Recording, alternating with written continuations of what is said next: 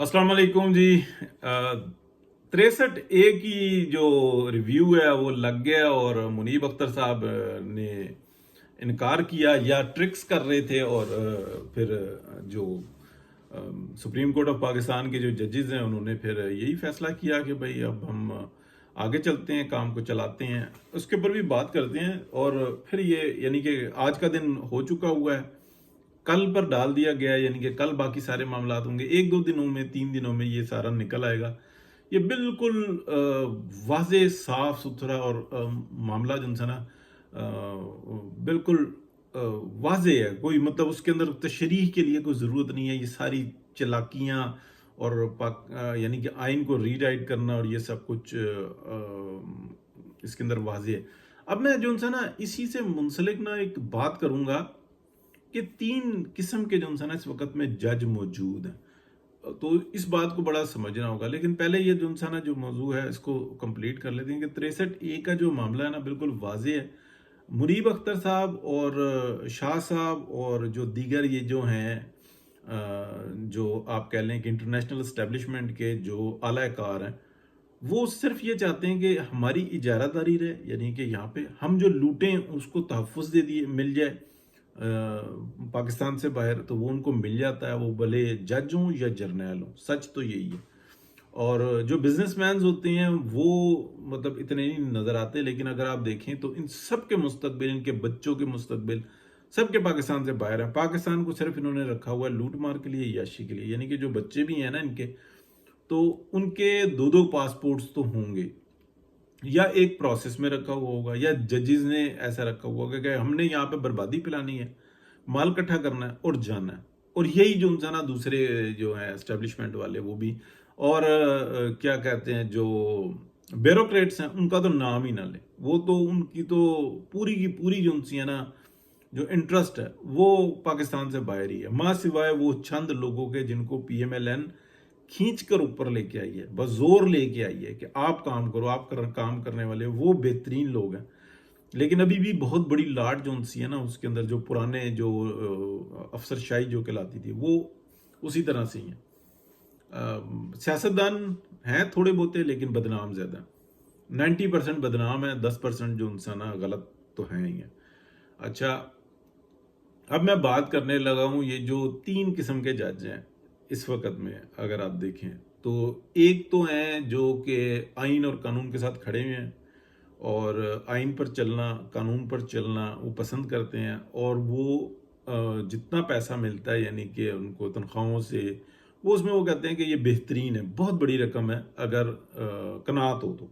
यानी कि उसमें इंटरनेशनल ट्रैवल्स भी हो जाते हैं, उनको बेहतरीन ज़िंदगी मिल जाती है, उनके जो प्लाट वगैरह एक दो मिल जाते हैं तो वो लाइफ भी सिक्योर हो जाती है, बच्चों की एजुकेशन भी हो जाती है, ये सब कुछ हो जाता है। लेकिन वो सीधे रास्ते पर चलने के लिए ना बहुत बड़ी बड़ी कुर्बानियां भी देते हैं, बहुत सारों के साथ ज्यादती हो जाती हैं, जैसे कि शौकत अजीज सदीकी के साथ हुई। बाद में उनको जनाब कहा जी कि चलो आ जाओ, लेकिन मुजरिमों को सजा नहीं मिलेगी। तो ये बदकिस्मती हमारे सिस्टम की है। ये शौकत अजीज सदीकी ने अपना फर्ज पूरा अदा किया था। इस तरीके से बहुत सारे जजेस जो उनसे है ना वो ये काम करते हैं। शौकत अजीज सदीकी ने खुलकर किया था, यहाँ पर जो है ना वो कहते हैं कि कानून और आइन के मुताबिक हम फैसले देंगे। तो आइन की रूह से, कानून के मुताबिक हम फैसला देंगे। अच्छा, ये 3 कौन से हैं? यानी कि ये एक ये आ गए। दूसरे जो उनसे होते हैं ना वो दूसरे दर्जे के होते हैं, यानी कि वो नंगी तलवार होते हैं, नंगे लोग होते हैं। जैसे एक मुसलमान होता है, काफर होता है, तो वो काफर सीधा कहता है कि भाई ठीक है मैं कुफर पे हूँ, डटा हुआ हूँ। इसके अंदर ये हमारे सामने बिल्कुल नजर आते हैं मुनीब अख्तर साहब, शाह साहब और ये सारे, कि हमने बर्बादी फैलानी है। यानी कि शाह साहब पहले नजर नहीं आते थे लेकिन अंदर से काले थे, लेकिन अब जो उन्होंने आप कह लें कि खुल के नंगे होकर सामने आया कि हमने बर्बादी फैलानी है। कुछ नहीं कर रही है सिवाय कि काजी फायज ईसा का टाइम पूरा हो, वो रिटायर्ड होके रिटायर्ड हो जाएं, और फिर जो ना हम जो ना पाकिस्तान को उल्टा लटका दें, और फिर हमारे बच्चों के अकाउंटों में उनको सहूलियात, उनके कारोबार में वसत हो, और जब यहाँ पे हम सब कुछ ये कर लें तो हम जाते बने, और ये हमारा फर्ज है। उनकी रूह भी जो ना बिक चुकी हुई है। और یہ یعنی کہ دو گروپ بالکل سامنے نظر آتے ہیں. تیسرا ایک اور ہے، ان کا نام ہے منافقین کا. وہ کیسے منافقین ہیں آپ دیکھیں گے تو وہ نظر آ جائیں گے، میں نام کسی کا نہیں لوں گا. وہ ہائی کورٹ میں اس وقت میں بہت ہی بڑی تعداد ہے ان کی. وہ منافقین کون ہے؟ جب قاضی فائز عیسیٰ یا جو اچھے جو آئین اور قانون پر چلنے والے لوگ ہوتے ہیں، ان کا دور ہوتا ہے یا ان کا معاملہ ہوتا ہے یا ان کا بینچ ہوتا ہے، تو وہ ایگزیکٹلی آئین کی روح سے قانون کے عین مطابق جو ہے نا فیصلے کرتے ہیں. یہ منافقین کی میں بات کر رہا ہوں. انشاءاللہ یہ جہنم کے سوا ان کا کوئی اور دوسرا راستہ نہیں ہوگا، مقام ہوگا انشاءاللہ. یہ میری خواہش ہے یا یہ دعا کر لیں یا یہ نظر آتا ہے. منافق ہے نا، لیکن جب آتا ہے ڈنڈے کا زور یا جب آتی ہے ان کی نوکری کا مسئلہ یا ان کے بچوں کو جو ہے نا وہ جو حلال کی کھا رہے ہیں نا اس کے اوپر وہ ضرب آتی ہے یا اس کے اوپر ان کا تحفظ دینا ہوتا ہے، تو پھر یہ منافقین کیا کرتے ہیں؟ پھر یہ ڈنڈے والے کی بات سن لیتے ہیں، پھر وہاں پہ ڈنڈیاں مارتے ہیں، پھر سٹینڈ نہیں لیتے.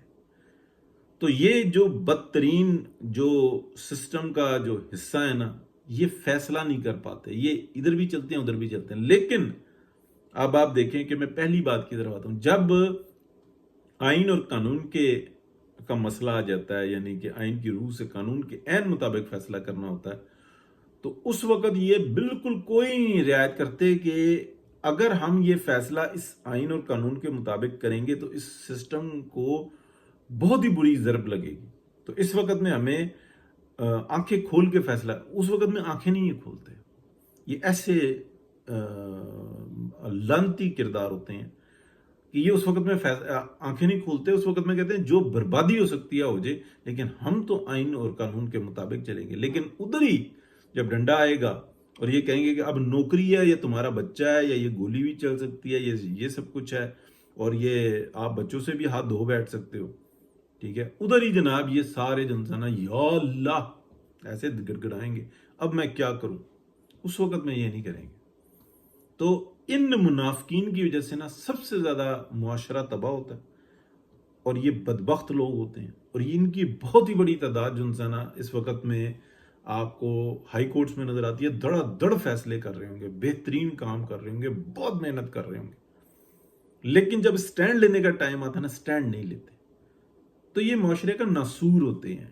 تو اس کو میری جو بات ہے نا، یہ نہیں ہوتا کہ یہ اگر ایک دفعہ 2 دفعہ 10 دفعہ غلطی کر چکے ہیں تو پھر نہیں. بعض ٹائم ایسا ہوتا ہے کہ اللہ تعالیٰ ایسے بندے کی سن لیتا ہے. وہ کہتا ہے نہیں یا اللہ بس بہت غلطی کی، توبہ کرو.